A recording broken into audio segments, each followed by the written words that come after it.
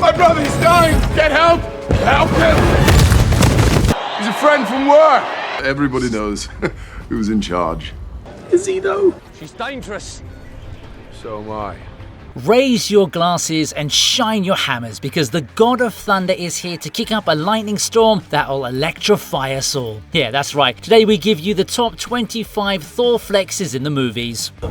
Then you have seen Ragnarok, the fall of Asgard, the great prophecy. Hang on. I'll be back around shortly. Do I really feel like we were connecting there? We're starting off with some serious violations, as Thor constantly belittles and makes fun of Surtur for the entirety of Ragnarok's opening sequence. I am Asgard's doom, and so are you. All will suffer. But it looks like I'm gonna have to choose option B, where I bust out of these chains, knock that tiara off your head, and stash it away in Asgard's vault.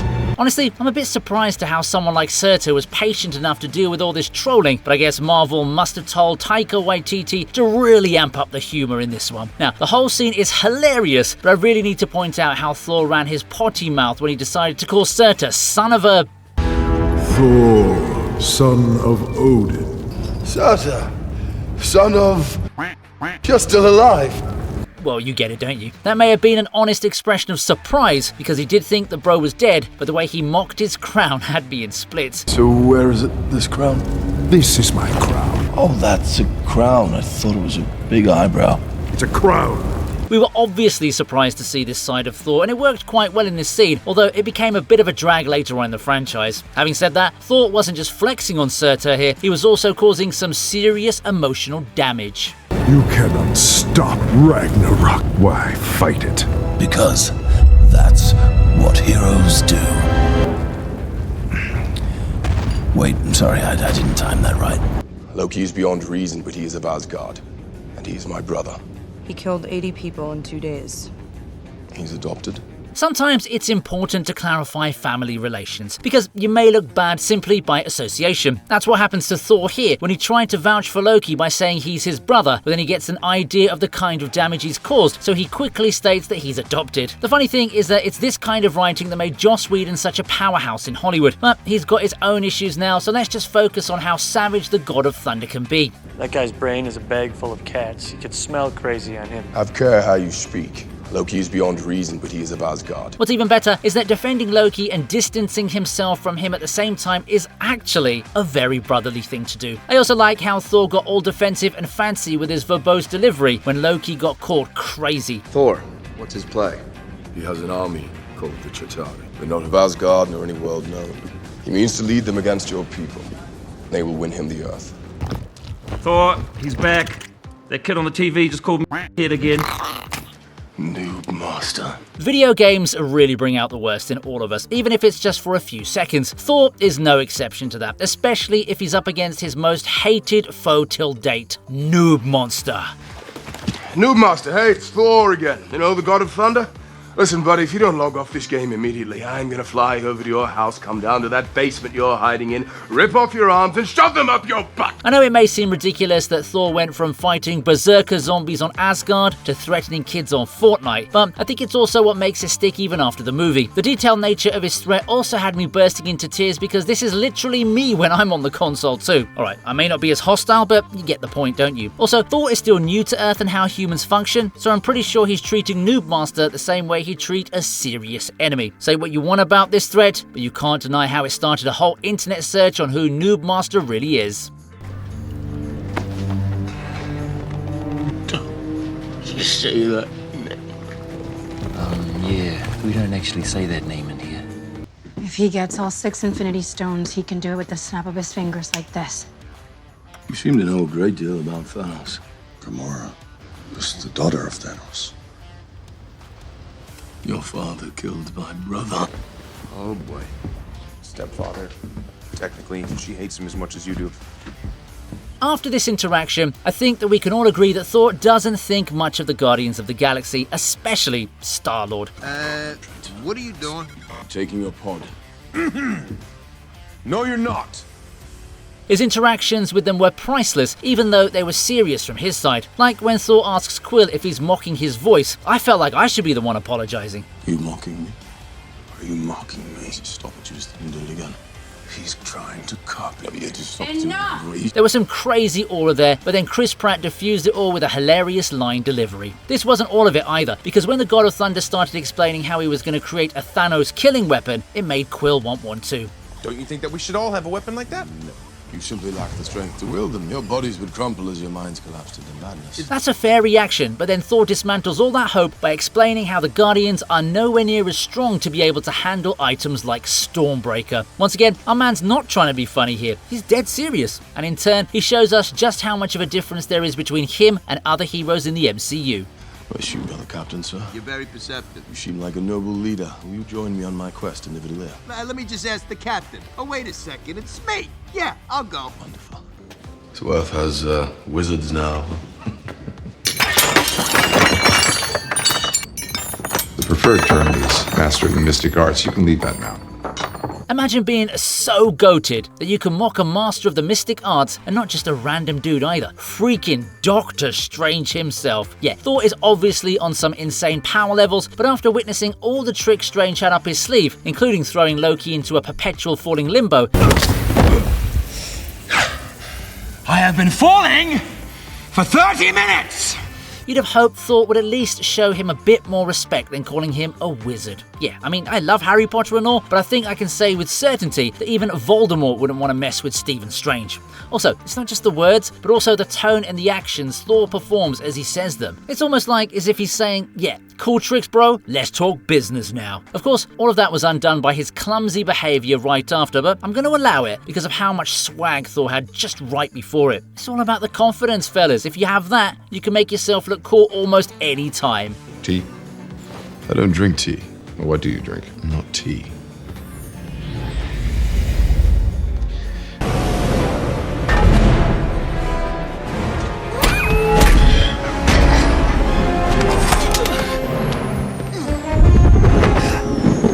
You know you're a flex master when you can casually dismiss the MCU's main man. The entrance was pretty cool by itself, but then the God of Thunder just smacks Iron Man away as if he's a minor inconvenience. If anyone was watching this film without seeing the first Thor film, they must have thought that this dude was some big baddie who's going to be a huge problem. Luckily, he turned out to be the good guy, but the flex still holds. Just look at Loki's face when Thor's about to make his appearance. That's the face of a dude who knows he's going to get cooked. I'm not overly fond of what follows. Man, I love how, to Earth, the God of Mischief is this nearly unstoppable evil villain.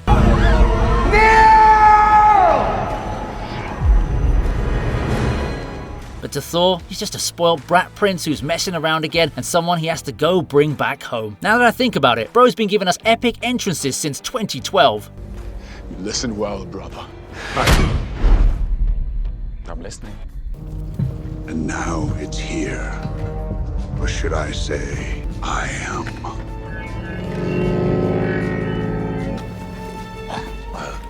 You talk too much. After Ragnarok, Thor really took on a whole new persona. Bro was sassy even in defeat. The starting of Infinity War really made us worry, but at least the God of Thunder figured he should flex his sense of humor while he still had the chance. Then again, it could also be because he was genuinely getting tired of hearing Thanos speak. The Mad Titan was out here giving his whole philosophy on how he's going to achieve his goals, but then Thor randomly decides to tell him that he talks too much. It's a funny moment, and it actually gave the audience a bit of a relief in the middle of what was a highly frightening sequence. We have the Hulk. Perhaps the God of Thunder doesn't know how to read the room, but anyway, the abruptness of his line was what made it so effective in the first place. You really are the worst, brother. Hey, let's do get help. What? Get help. No. Come on, you love it. I hate it. I don't know how effective this method is for Loki, but somebody needs help for sure. Thor Ragnarok's going to show up often on today's list because it has the most savage version of the God of Thunder. Man, Thor only seems to have two moods. Either throw something at Loki, or throw Loki at something. When he and Loki decide on certain strategies, bro comes up with the good old get help routine, and as you can see, the God of Mischief isn't thrilled. Great, it works every time. It's humiliating. Do you have a better plan? No. We're doing it. We are not doing Get Help. It's Loki's immediate defiance against the idea that makes us want to see it even more. To be honest, I'm not even sure they needed to do that, because Thor should have been able to take out those guards on his own. Easier to let it burn. I agree.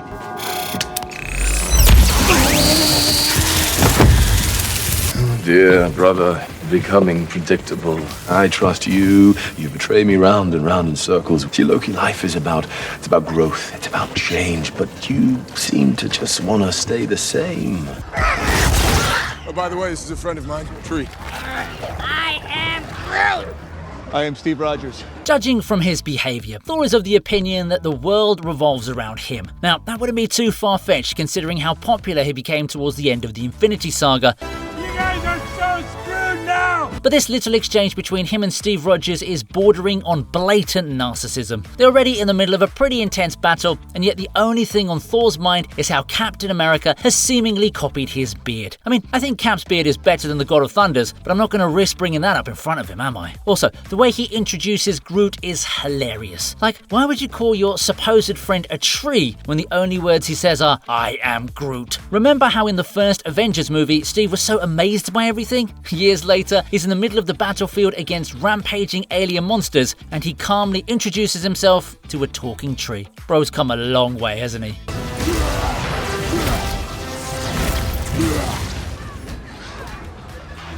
Your haircut?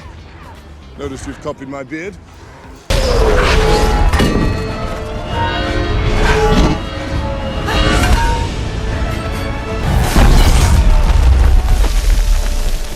I've got this completely under control. Is that why everything's on fire? Yeah, now this is how you make a statement in a sequel. I know we used to make fun of the Dark World back in the day, but considering all the recent stuff we've been getting, I'll say that it's actually a lot better than I'd first imagined. The Battle of Vanaheim itself had such a crazy flex to kick things off, and I believe this is where Thor started to hone his goofy side. The way he actually talks to the stone giant without any fear, even jokingly stating that he accepts his surrender, was total Giga Chad vibes. I accept your surrender. This showed us the obvious power levels of the God of Thunder, but it's the way he silences everyone else around him that makes this scene so impactful. Anyone else?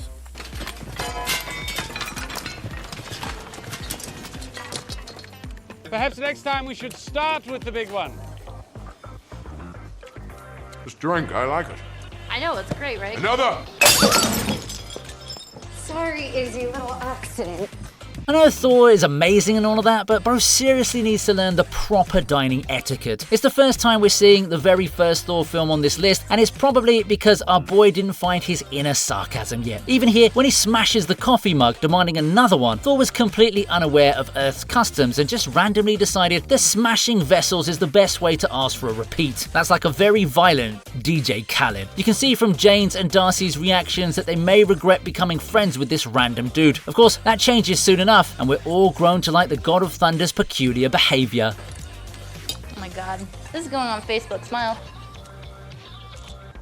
Put on the suit. Let's go a few rounds. You people are so petty and tiny. I think it should be a matter of fact now that this man doesn't hold back. In the first Avengers movie, it was obvious that getting all these superheroes to play nice was going to be tough. You've got a genius, billionaire, playboy, philanthropist, a super soldier from World War II, an angry green giant, and a literal god. There's no way they were going to vibe instantly now, were they? Big man in a suit of armor. Take that off. What are you? Genius, billionaire, playboy, philanthropist. You're a laboratory experiment, Rogers.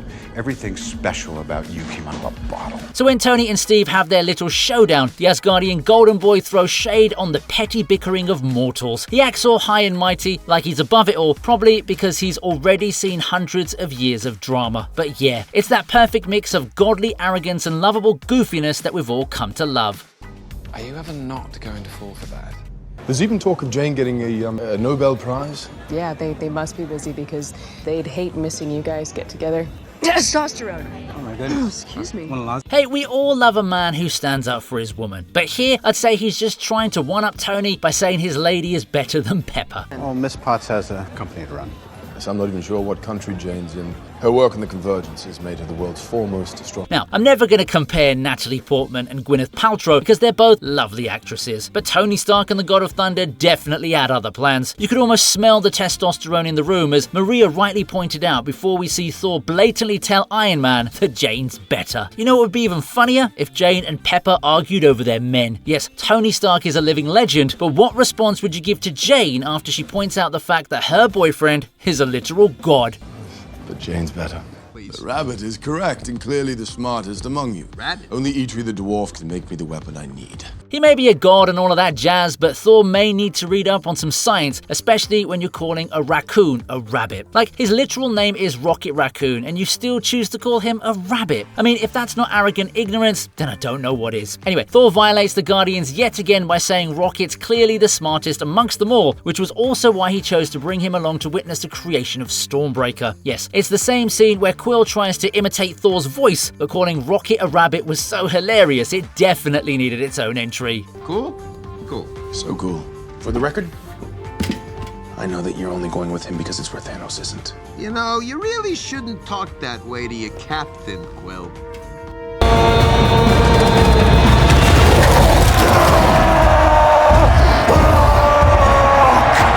Yes! I have to get off this planet. Hey, where are you going? You know when they say that people from work aren't your friends? Well, it's proven right here, as Thor celebrates seeing Hulk after so long, but is repaid with a lot of smashes.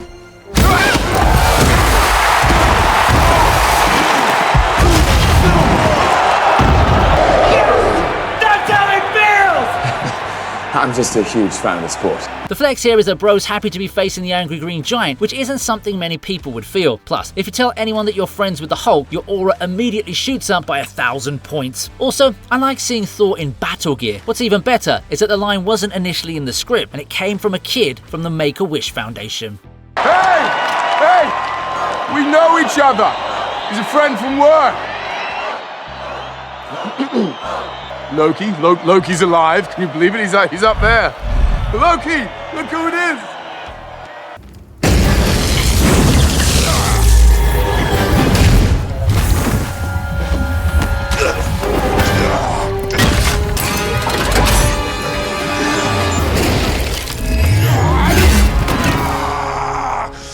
To kick off my top 10, we have Thor finally listening to some advice. You should have gone for the head. Look, I can't give him the honor of beheading Thanos completely because the dude is already defeated and has no intention of fighting. It was an easy kill, but even then, our man looks super badass while doing it. Also, the way he says, I went for the head, tells us all we need to know about how his earlier failure is going to haunt him for a while. It is a sad moment of realization for Thor, but I guess aura farmers always find a way to look cool, don't they? Perhaps I treated you too harshly.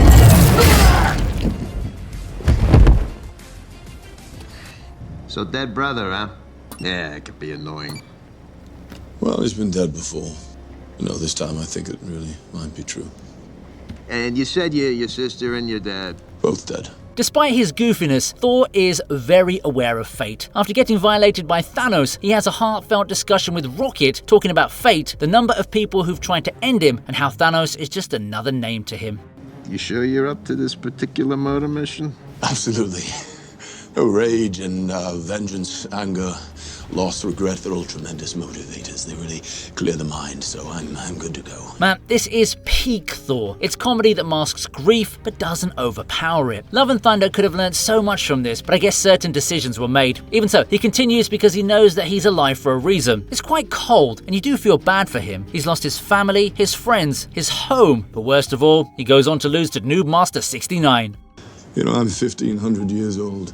I'm only alive because fate wants me alive. Thanos is just the latest in a long line of bastards, and he'll be the latest to feel my vengeance. Fate wills it so. Some jerk lost a bet with me in Contraxia. He gave you his eye. Nah, he gave me 100 credits. I snuck into his room later that night and stole his eye. Thank you, sweet rabbit. Man, Thor really loves Rocket, doesn't he? If only he could get his species correct as well. During their quest to Nidavellir, Rocket decides to give Thor an eye he stole earlier, and our man's response was to thank him, which is always nice. Then he calls him Sweet Rabbit, which once again shows how blissfully ignorant he is. It's a moment of genuine appreciation, and it becomes sassy only because of the God of Thunder's lack of awareness. It's actually a pretty strong moment for me, which is why I chose to keep it as high as number 8. Oh, I would have watched that. Yeah, but I mean, this Thanos we're talking about, he's the toughest there is. Well, he's never fought me. Yeah, he has. He's never fought me twice. And I'm getting a new hammer, don't forget. Well, it better be some hammer. The most dangerous kind of bro is one who has nothing more to lose. This interaction between Thor and Rocket was pretty intense, and it would have been unfair to include all of their lines in one entry, because each of them hit so hard. But still got a mom, though? Killed by a dark elf. A best friend? Stabbed through the heart.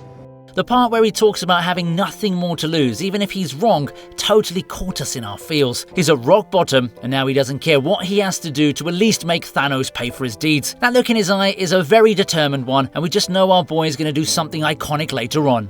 And what if you're wrong? Well, if I'm wrong, then what more could I lose?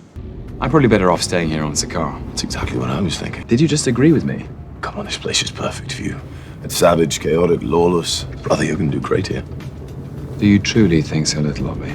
Loki, I thought the world of you. This may come right before Get Help, but it's still a heartwarming moment between two brothers. Loki and Thor have a deep discussion about their relationship, and this is where Thor reveals that he thought the world of his brother and had hoped they'd fight side by side. I thought we were going to fight side by side forever, but at the end of the day, you're you and I'm me. And I don't know, maybe they're still good in you, but let's be honest, our paths diverged a long time ago. It's such a strong moment that none of us expected to see it in such a silly film. Also, Thor shows some excellent maturity as he tells Loki that they're different people who have chosen their paths and that he can live with that. Yeah, now that's what I call absolute Sigma. Loki. Hello. Hi.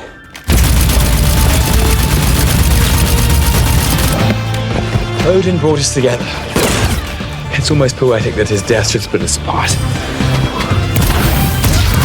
No, I don't even like the Hulk. He's all like, smash. I prefer you. Thanks. But if I'm being honest, when it comes to fighting evil beings, he is very powerful and useful. Yeah, Banner's powerful and useful too. Is he though? You know that hilarious moment when Thor reminds Bruce Banner who the real boss is in the most politely condescending tone ever? Yeah, those were fun times, weren't they? Anyway, we see Thor basically begging Bruce to let the angry green giant loose, but he tries to be all important like, nah bro, I'm the brain, so I'm more useful. Banner may never come back, and we're stranded on a planet that is designed to stress me out. We're not stranded. I'm going to figure out a way to get us home. Not your home, though. Asgard, my home. What? Thor doesn't even need to try as he casually drops the super savage question. Is he though? Dear God. That was enough to destroy Banner's confidence and had the whole internet howling too. What are you doing with that? I need a disguise. I'm a fugitive. I need a disguise. You are the disguise. I'll be Tony Stark. What? Yeah. It's peak sarcasm, with Thor's confused face making it 10 times funnier. This moment blew up hard, becoming meme material across the galaxy. I did like how Ragnarok shifted Thor from serious space Viking to comedic king thanks to Taika Waititi's at the time genius decision, but gotta say, I have had enough of it now. Either way, Chris Hemsworth's delivery was pure gold as it was low-key, passive-aggressive, and 100% relatable at the same time. You know how Hulk smashes? Well, Thor roasts. Why are you being so weird? I don't know. Maybe the fact that I was trapped for 2 years inside of a monster made me a little weird. Shh, okay. Good. Calm down. Come on. Two. No, wait! Oh, sometimes it takes a second.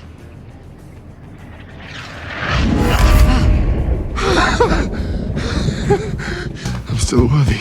You can try to make a joke out of Thor as much as you want, but in this scene, he knew he still had it. Our boy went way too long without his trusted Mjolnir, so it's safe to assume that he may have started to doubt his worthiness. Luckily for him, it just took one ticket to an alternate timeline where he could finally take the test himself and learn the truth, which was that he's still worthy.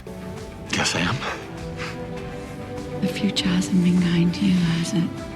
I didn't say I was from the future. Of course, none of us have ever doubted that, but it was still quite relieving and fulfilling to watch it on the big screens. It proves that Thor will always be our MVP, despite the writers making him fat because somehow his super metabolism just went for a nap after Infinity War. Side note, a 1,500-year-old man being comforted by his mother is such a sweet thing to see. I guess you're never really too old, are you? Anyway, this is a celebratory moment, and it gives off those exact vibes, which is why I decided to place it so high up on the list.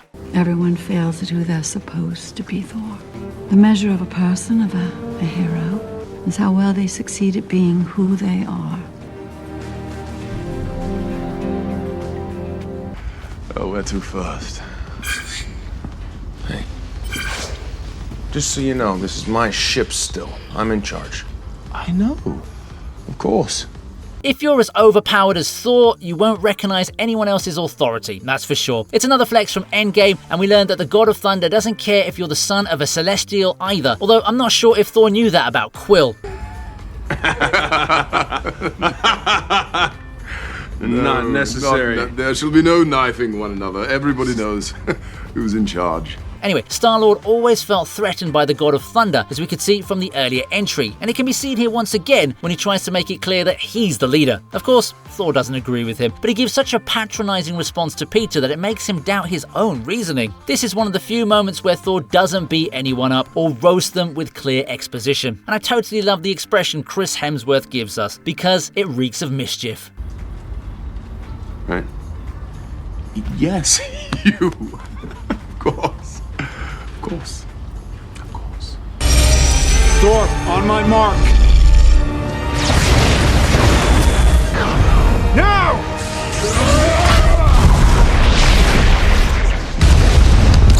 In at number 2, we have Thor destroying a whole freaking country with some tech support, and by that I mean Iron Man. The ending of the first Avengers film may have been perfect popcorn entertainment, but in Age of Ultron, we get such a crazy power flex that we're left speechless. Think about it, Iron Man and Thor combined to destroy the entirety of Sokovia, which may be fictional, but is still a country. Do you know how powerful you'd have to be to destroy a whole country? The best part is that Iron Man just did the warm-up. It was Thor who landed the finishing blow, and it all culminated into a perfect display of strength. The explosion that followed totally made us all want to give a standing ovation as if we were at the Cannes Film Festival. The fact that Thor took the whole brunt of that blast and survived is insane, but I've got to give some props to Tony because he only had his armor. Then again, it was the ultimate kind, plot armor. But if you put the hammer in an elevator, it would still go up. Elevator's not worthy. I'm gonna miss. Yes, at number 1, it's the one we expected to see, because as I've mentioned multiple times, there's no way Chris Hemsworth is ever gonna be able to top this as Thor. Timing the perfect appearance in Wakanda wasn't enough for our man.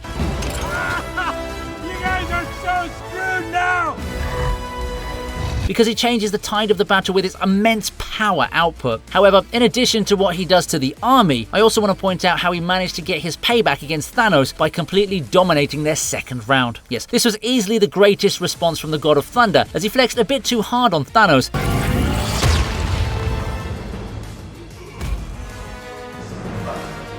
I told you. You'd die for that.